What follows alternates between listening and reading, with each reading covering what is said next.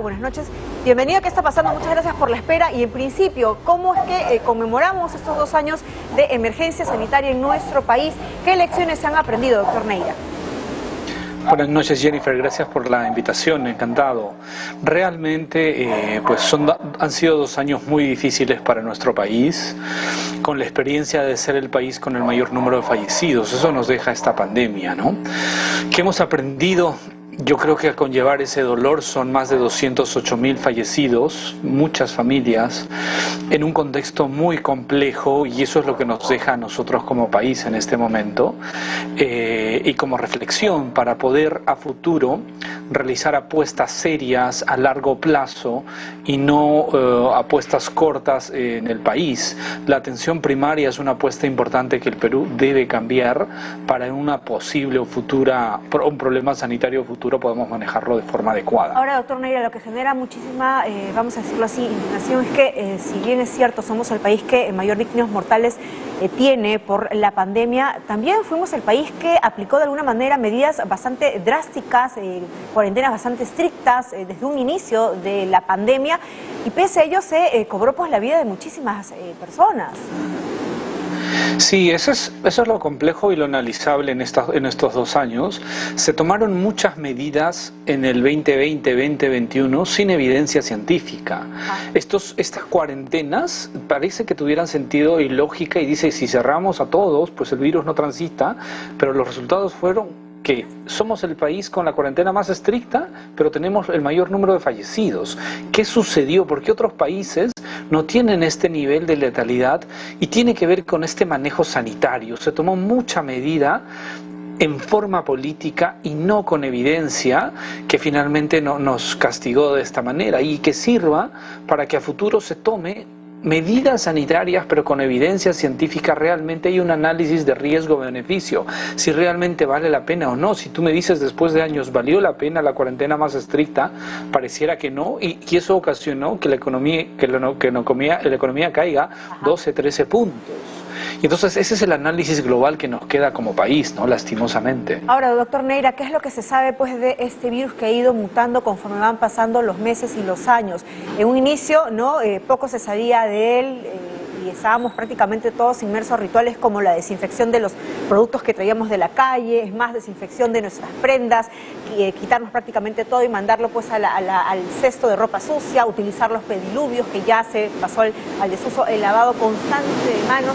¿Qué es lo que nos deja? Y el uso de las mascarillas, ¿no? De una quirúrgica a 2, a las de tela, a las de KN95. ¿Qué cosas nos deja esta pandemia? ¿Qué es lo que hemos aprendido ya de este virus? Lo que tú dices es cierto. Has hecho todo un listado de cosas que se hicieron y que no eran efectivas, por una razón. No comprendimos, o que las autoridades no comprendieron, que el mecanismo de contagio es el aerosol. Y esto se sabía desde marzo del 2020. Y eso es lo que tenemos que tener en cuenta hoy. ¿Qué es lo que viene? Pues vienen otras nuevas variantes posiblemente, eso va a ser constante, y vamos a ver si son más o menos letales. Omicron mostró que no era tan letal, altamente contagioso. ¿Y cómo evitamos? Pues el aerosol se va a concentrar en espacios cerrados con poca o sin ventilación. Y hay que evitar estos espacios. Y si hay que ir, el uso de la mascarilla. Eso es fundamental en este momento. Y eso va a seguir constante, posiblemente este año, el próximo año. Hoy hay una variante importante en Asia, en Europa, que está ocasionando un número de contagios o una nueva ola.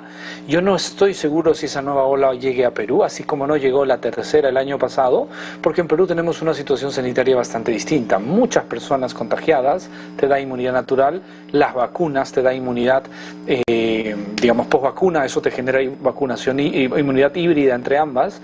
Y estamos hablando de un porcentaje de 70-75% de la población.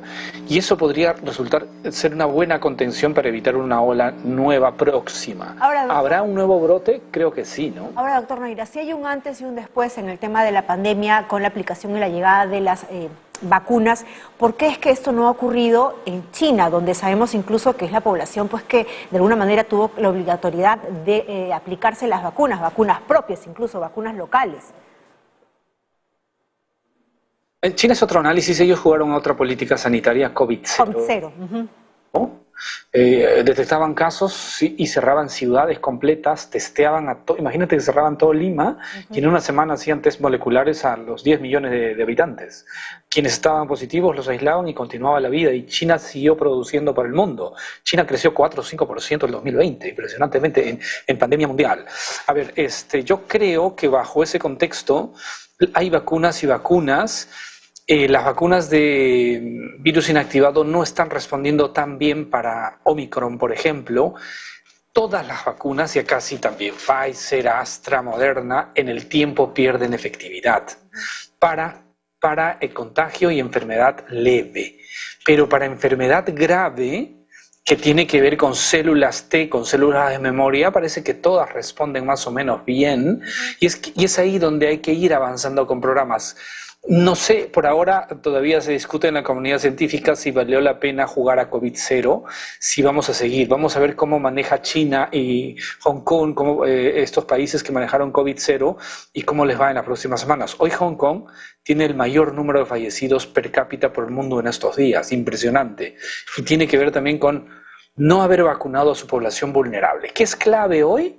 Población vulnerable, ya no toda la población, refuerzos para población vulnerable y los otros grupos ir monitorizándonos de otra forma. Pero vamos a tener que ir. El 2021 las vacunas eran para la mayoría de adultos.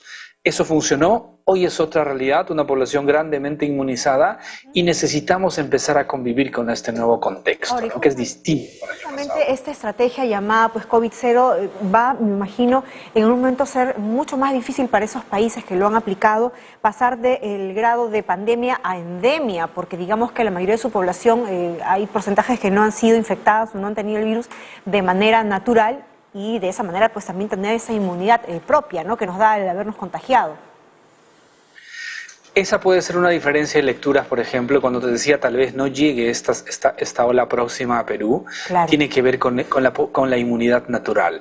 Al haber jugado a COVID-0, los países de Asia, que claro, son un ejemplo, Hong Kong fue un ejemplo en estos 2 años de manejo sanitario, pero claro, su población solo tiene vacunas y no tiene la inmunidad natural. Parece ser potente e importante también la inmunidad natural. No digo que hay que ir y salir a contagiarnos, pero hoy nuestra realidad en Perú es que un porcentaje alto, 70-75% de la población se contagió. Esa es la realidad.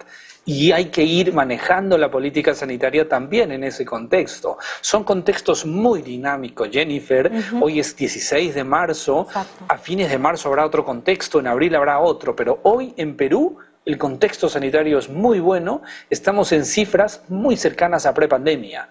Y es ahí donde hay que ajustar la política sanitaria, pensar en el país, en otras actividades y empezar a hacer estos ajustes semanalmente. Y ahora, justamente en estas políticas sanitarias, sí hay algo que también ¿no?, reveló o puso en evidencia esta pandemia, fue el carente sistema sanitario de nuestro país y también de muchos países, ¿no?, las deficiencias que tenemos en el tema de infraestructura y también en la atención en primer nivel.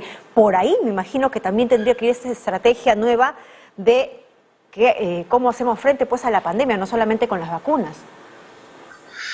Definitivamente, ¿no? Es un manejo integral. Las vacunas no lo son todo. Hay que hacer un manejo integral, primer nivel de atención, educación, cambio de conductas, que la población tiene que entender que seguimos en un problema sanitario y evitar los espacios cerrados, los espacios de aglomeración. O sea, el que tengamos hoy día un panorama sanitario muy bueno no quiere decir que ya abramos las discotecas, las fiestas.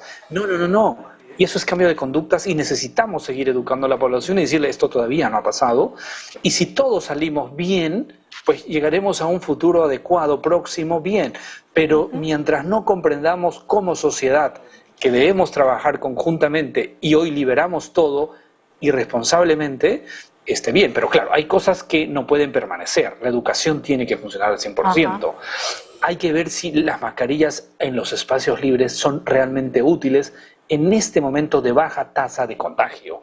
Y ese es el análisis dinámico que tiene que hacer el Perú semana a semana. Por lo pronto, las mascarillas tendrían que ser de uso obligatorio, sí o sí, en espacios cerrados, sobre todo en espacios donde no encontramos pues de repente estos flujos de aire que permitan la circulación, porque ya sabemos que el contagio se hace pues por los aerosoles. Lo que sí debería quedar seguramente, doctor Neira, son el uso de mascarillas cuando uno tiene pues un proceso viral, ¿no? Estábamos tan acostumbrados antes, estaba uno con gripe, con fiebre y se iba a trabajar, nada más y se normalizaba. pasaba, ¿no? Ahora no, una gripecita o algo, uso obligatorio pues de las mascarillas, doctor. Eso que acabas de decir, trabajemos todos para que de acá para adelante, cuando uno tenga un contagio respiratorio, sea flu, sea coronavirus, porque esto va a quedar por mucho tiempo, coloquémonos la mascarilla por esos 7 días y hagamos nuestras actividades con las mascarillas. Eso protege a tu comunidad, a tu entorno.